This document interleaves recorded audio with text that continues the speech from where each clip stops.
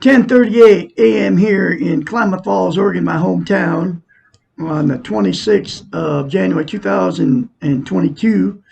My name is Douglas Bickford, and I'm teaching self-esteem out of this book right here. Okay, Doctor of Psychology. Her degree, doctorate, is in psychology. She was a psychiatrist, a therapist, a counselor many years. She's 73, lives in Madrid, Texas. Her name's Susanna McMahon, and this book was published in 1992. Okay, and every chapter in this book talks about how we've been trained and taught not to have self-esteem. Okay, I was literally every chapter. Okay, she named this book The Portable Therapist because we can all be our own therapist. If you can understand what I'm saying, you can be your own therapist. You don't need a therapist. What you need is self-esteem. And she knew this when she wrote this book, okay, that she actually wrote this book for her clients. This is like one of their departing gifts, okay. But this book is full of all her concepts. She taught herself, because she was a psychiatrist, how to fall out of love, because she was married more than once. She's on her second marriage. But she taught herself how to get self-esteem, okay? And it's a very simple concept, okay, that she wrote for her clients, that she had her clients do. It's called mirror therapy, okay? This is what she told her clients. You sign them every day during their therapy session, however many times it was, a month or whatever, you know. Their assignment to go home was say I love you in the mirror. Say I love you in the mirror. Say I love my inner child. Say I'm worthy to be loved, worthy to love. That's what she told her clients to do. Three things to themselves in the mirror. And the reason she told them to say that in the mirror, because she knew that they didn't have self-love, self-esteem, self-worth, self-confidence. Self-esteem is how you feel about yourself inside. And in order for them to get a healthy mind, okay, they had to have self-esteem first, okay, because you cannot be healthy-minded without self-esteem, okay. That's why she knew this, and that's why she used mirror therapy. She came up with mirror therapy, I kid you not, because you cannot lie to yourself in the mirror. And I know it works because I did it, okay? And I was just like you out there. You know, when I told you that, the thought goes through your head, that's crazy, that nothing's going to happen. You're crazy for telling me that, okay? I thought the same thing when I read it out of this book. But because of her credentials, which is got a doctorate in psychology, folks, she knows the brain, and she was a psychiatrist, counselor, therapist, many years. She knows what she's talking about.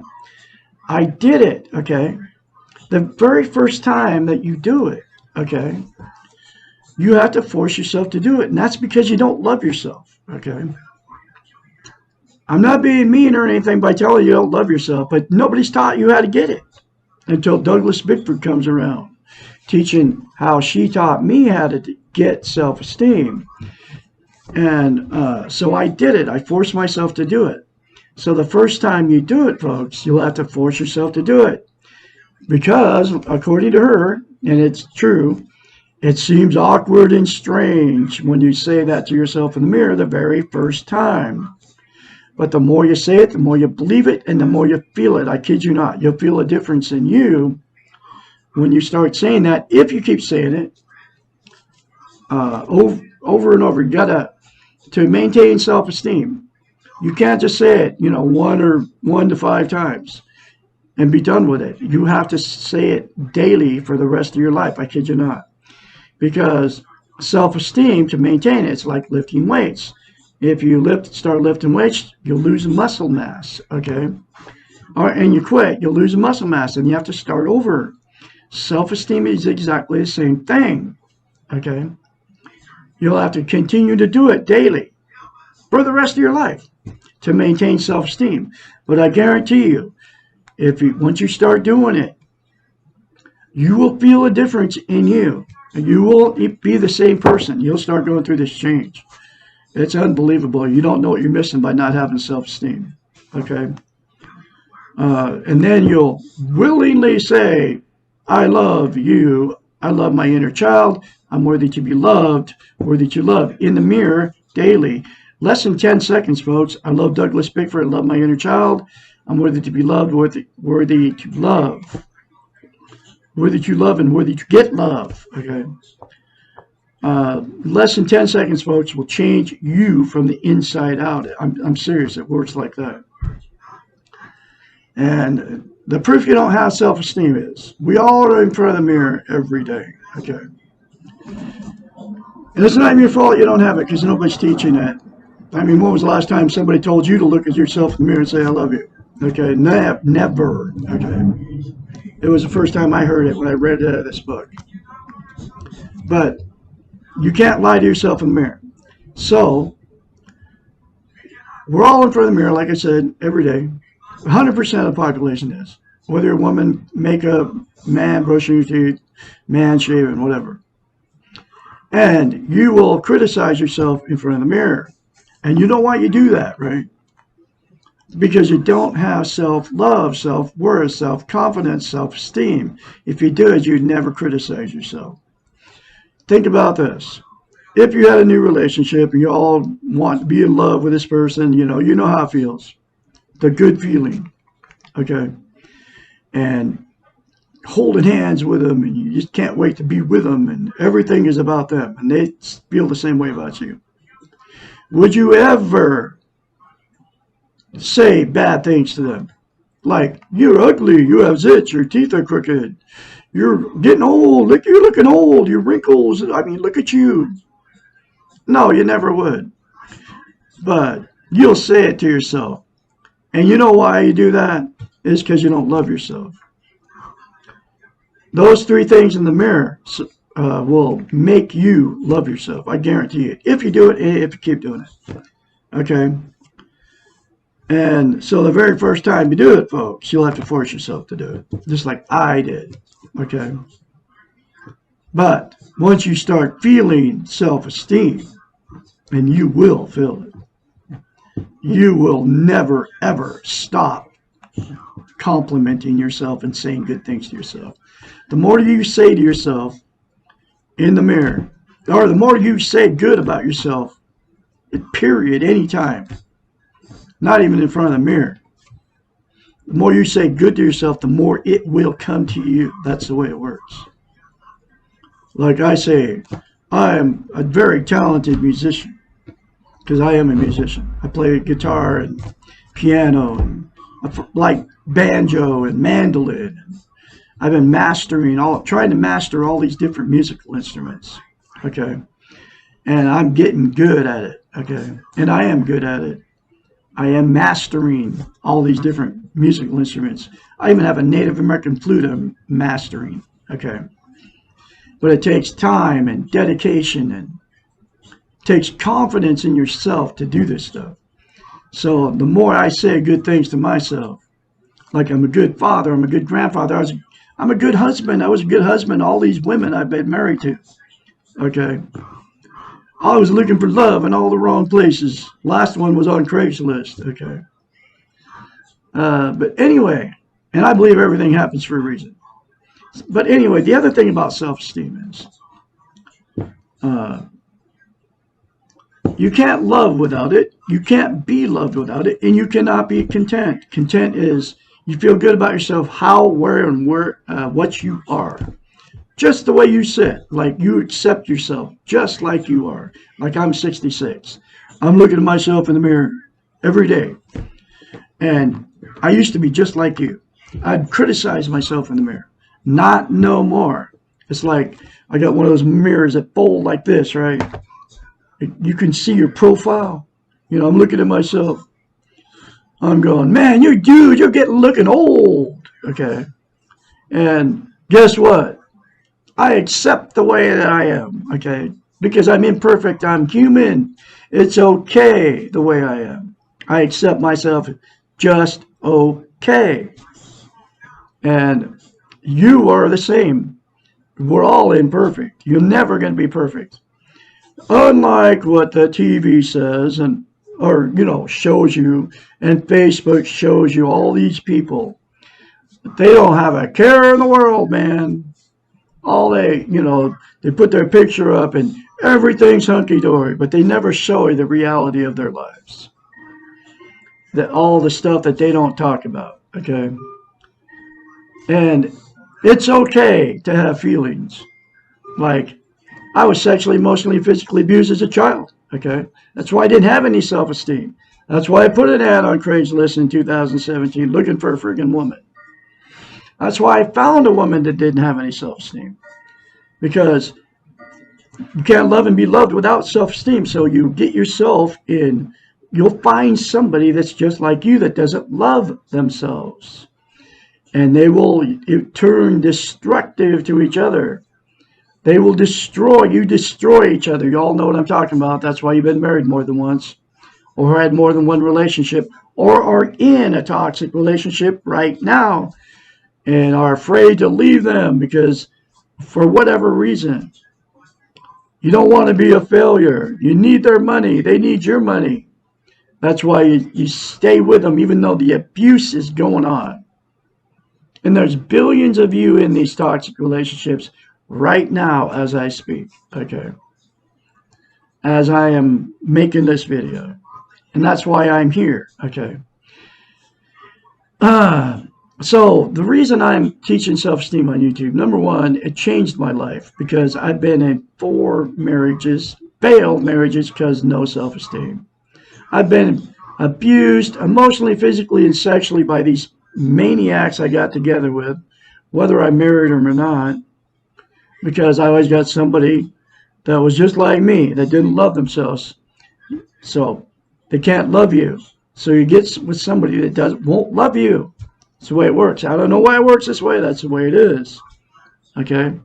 But it all came from her, and I had no idea about any of it until I got this book and started reading it, which was a miracle I got this book. I think everything happens for a reason. I left this woman after 3.5 years because she was threatening to kill a 3rd cat. She killed 2 of my cats. That's what we do to ourselves when we get in toxic relationships. People that don't have self-esteem will harm you, your children, or your animals. And you're always you know what I'm talking about. You've been with these people. And that's why you're either in a toxic relationship, it's happening to you right now, or you jump in another relationship because you're running from them. But the problem with it is, without self-esteem, you will get the same thing will happen all over again. You just take all the junk with you. I've been free and clear of a toxic relationship for pushing 15 months now, and I will never be in another toxic one. Ever. I will never put my inner child, myself, my animals. I don't have children, at home anymore. I will never put myself or my animals in harm's way ever again. Okay. Never. Life's too short. Okay. I have self-esteem now, full of it because of mirror therapy. But anyway, so you can't love and be loved without it. So you get yourself in these toxic relationships, and then either your relationship jump your whole life, or you'll stay stuck in one forever. People do that too, and get abused by these maniacs. Okay. But you can all get away from them, get healthy-minded by looking in your mirror, doing the 3 simple things to yourself in the mirror daily without fail.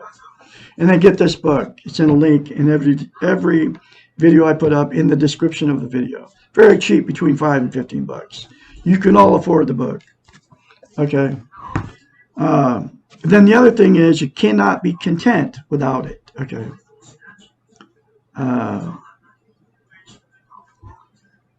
So there's 9 things that people use to try to be content. Content is inner peace is also, well, I already told you that. Inner peace, and then how you feel about yourself, how, where, and what you are right now. Okay. And you feel good about yourself, no matter what's happening. Okay.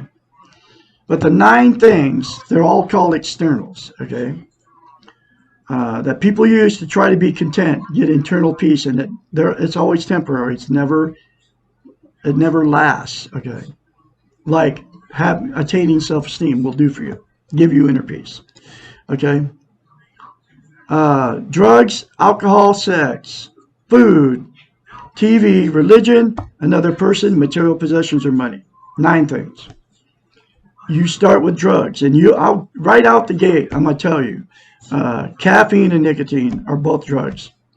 You know, the coffee can doesn't say that caffeine's a drug, right? They don't want you to know that it's a drug, okay? That's why there's not a warning label on the coffee can saying that caffeine is a stimulant. It's a drug, and it's very bad for you. Just like nicotine is like an opiate, and it's very bad for you, whether you vape it or whether you smoke it, okay? Pot is a huge one, man. People are smoking pot like crazy now. That's getting legal everywhere, okay? And heroin, methamphetamines, LSD, psilocybin mushrooms, all of those, and all the prescription pills that your doctors are doling out in droves to their patients, right? You get addicted to all these substances, including caffeine and nicotine. Otherwise, that's why you have to have a cup of coffee, 2 cups of coffee or whatever in the morning. And you drink it throughout the day, because all these drugs, including all the opiates, all of them, okay, you're using them for one thing, and to make yourself feel better. Then the problem is it's always temporary, never permanent. Then you get addicted to it. People are running around addicted to caffeine. They don't even know it, don't realize it. But if you don't think you're addicted to it, cold turkey it, man. It's a 9-day withdrawal period off of just caffeine, okay?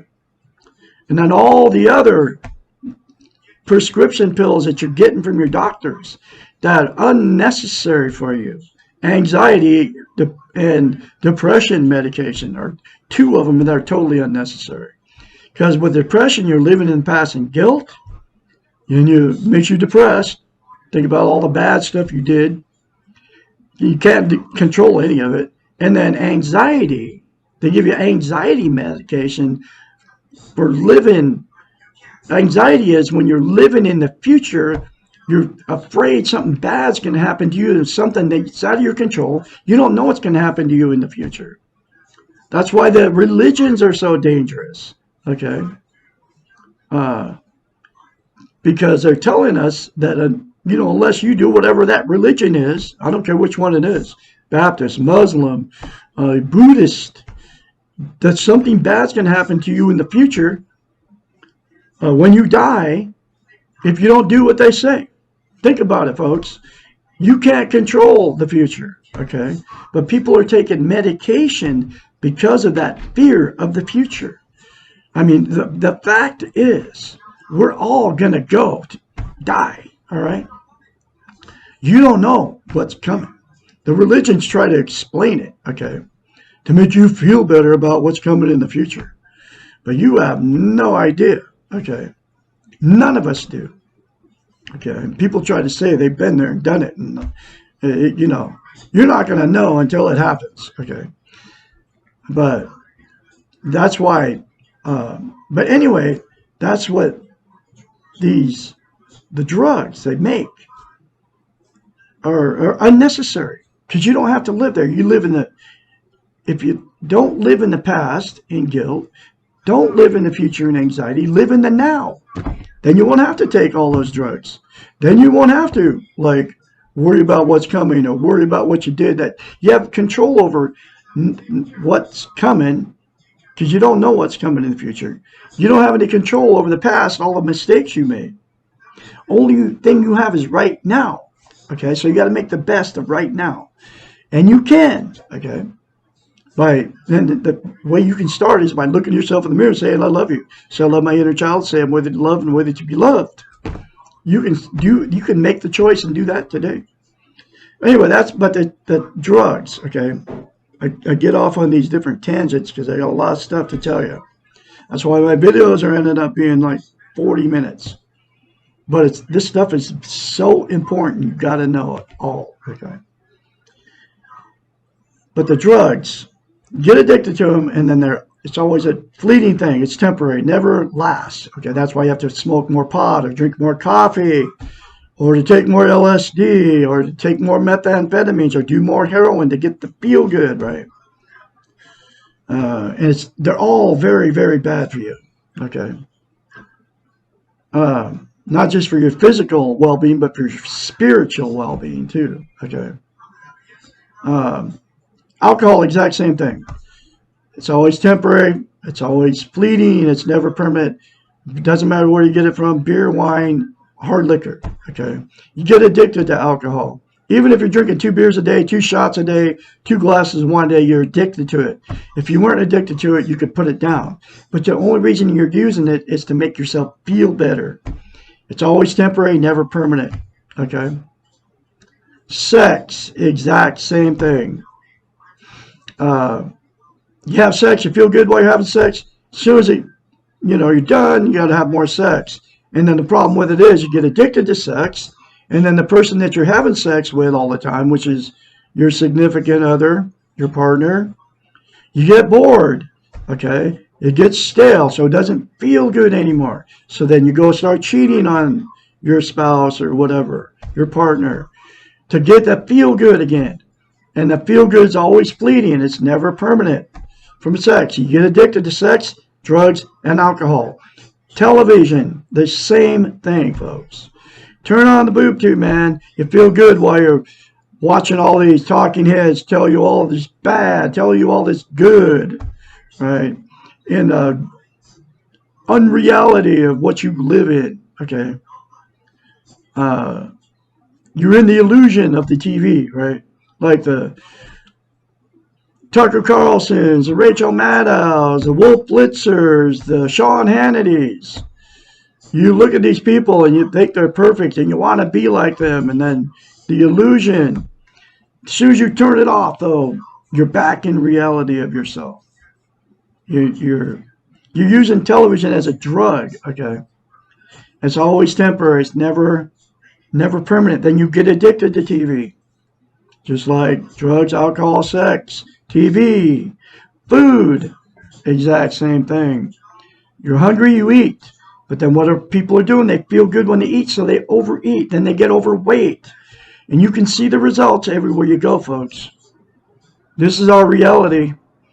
You know how many people that you see that they get obese because they overeat, because they're trying to make themselves feel better. Okay, and they're using food to do it, and they get addicted to food. Bulimia and all those anorexia and all those eating disorders come from trying to make yourself feel better by controlling food. Either way, you throw it up or you eat too much.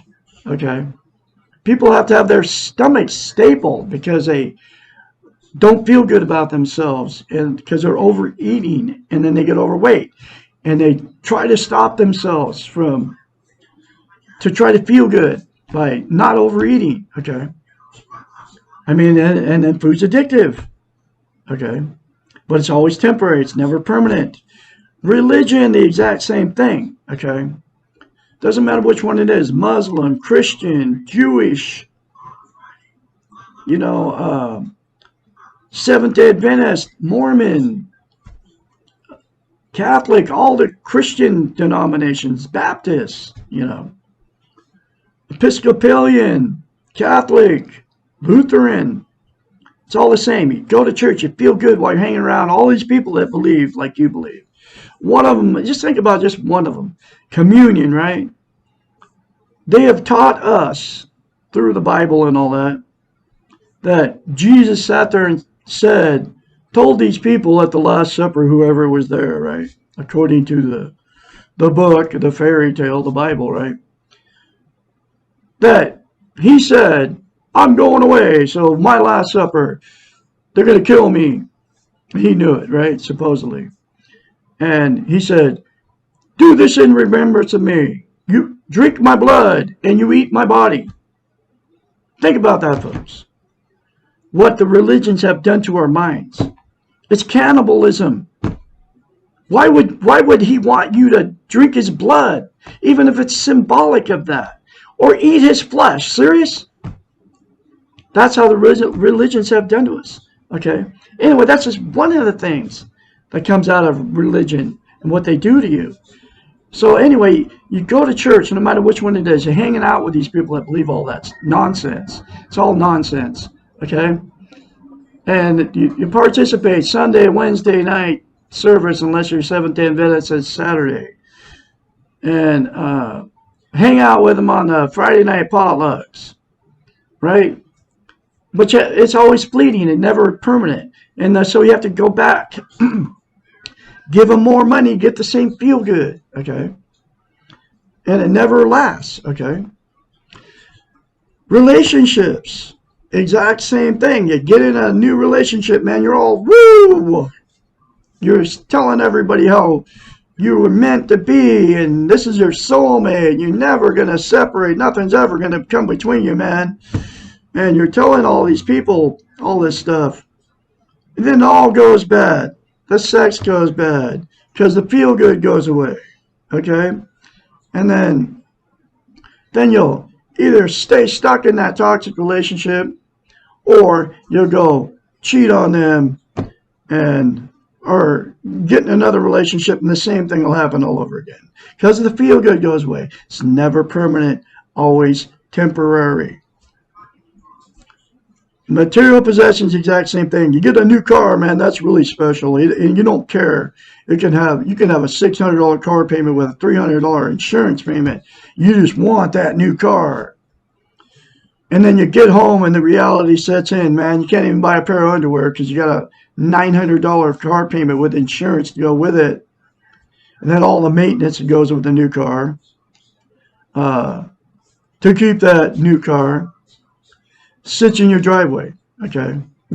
And you're making a minimum wage. And here you got this car, right? You can't even buy food, but you got that because you got that car payment.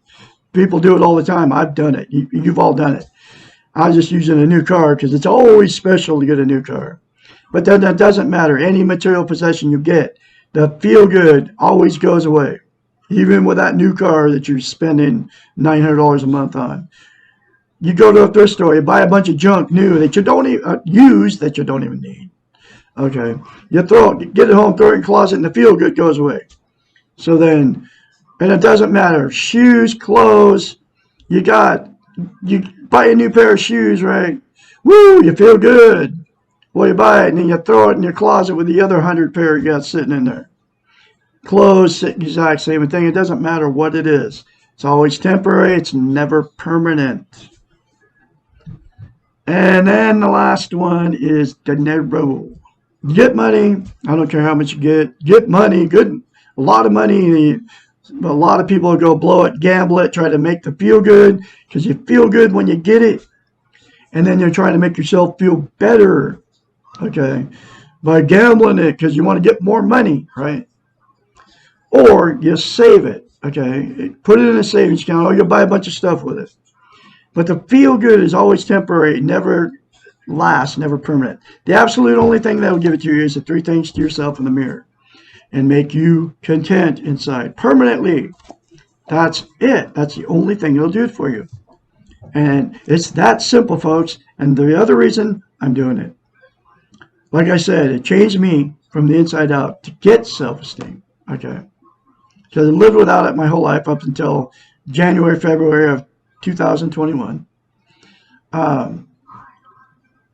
Nobody's teaching it. That's why I'm here. Nobody's telling you how to get it. I already told you how to get it. Nobody's telling you how simple it is, and it is that simple to attain self-esteem, folks. 3 things to yourself in the mirror daily without fail. And nobody's telling you how important it is. Think about it. Can't love without it, can't be loved without it, and you cannot be content. Absolute most important thing you can have as a human being. And you gotta wonder why nobody's teaching it. except for Douglas Bickford here in Klamath Falls, Oregon. I can be your mentor, 458-232-5238, when you start going through this change, because you will change if you do those three things to yourself in the mirror. I am going through one chapter at a time, and I'm very confidently spreading her message out of this book. And here's the next chapter. Because I have self-esteem now.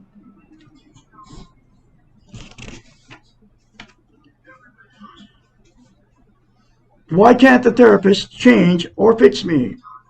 Chapter 15. You can change. No one can change anyone else. Period. That's the way it is. Like I can't change you. I can help you and tell you how you can get change. I can't do nothing for you. You have to do it yourself. Like you have to say, I love you in the mirror. You have to say, I love my inner child. You have to say, I'm worthy to be loved and worthy to love. I've done it. It fixed me. Okay. It did. Seriously. And you can make the same choice and get it just like I got it. You can only change yourself. No one else can change you. Other people may think that they're responsible for your change, but you are allowing them overtly or covertly to think that your change is entirely in your control. You choose what you do and what you do not do. You choose which thoughts and feelings to act upon and which to ignore. You choose when to be dependent and when to assert yourself. If you choose to give your personal power to someone else, you are empowering them, and you can take back your power whenever you choose. The word choose was deliberately overused in the above paragraph in order to emphasize that your life is in your control. Even when you do not feel in control, you are still the only one giving away your power. Why does this concept that we choose and we control our own lives seem so difficult for so many of us to accept? Probably because originally as children, we were powerless and unable to choose. Our caretakers had the ultimate power over us. We depended on them absolutely for our survival. We started our lives feeling helpless, and when we did assert ourselves, usually around the year 2 years of age, we were called terrible and too frequently punished for not being compliant or good. Thus, we quickly became afraid of being bad, which all too often means doing what we want to do. It is a basic human need to be loved. As infants, we may die without touch and affection, even though we are fed and bathed. Our skins need to be touched. Our bodies need to be held. Our spirits need to feel loved. We will pay a high price to have these needs filled. Often the price can feel as if we have given ourselves away. We are trained to give away our power, and that those who take our power will then give us love in return. Unfortunately, they do not. The paradox here is that people love whole people, those with their personal power intact, much more readily than they love helpless, dependent people. As children and as adolescents, we learn what we want must be subverted by our more powerful parents, teachers, and peers. When then do we learn that it is safe to show our personal power? When then do we learn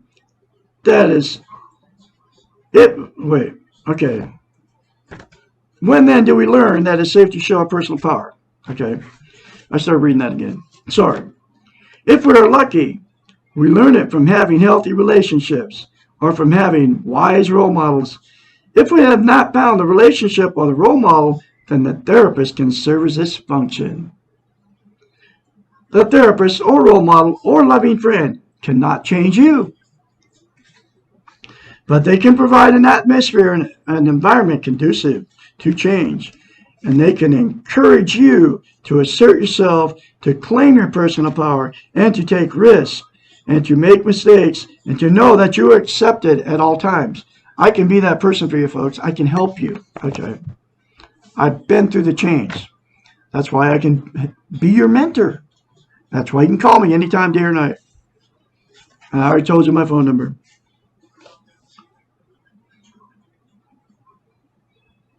They can encourage you to assert yourself, to claim your personal power, to take risks, to make mistakes, and to know that you are accepted and esteemed at all times. That's what I can help you do. Okay.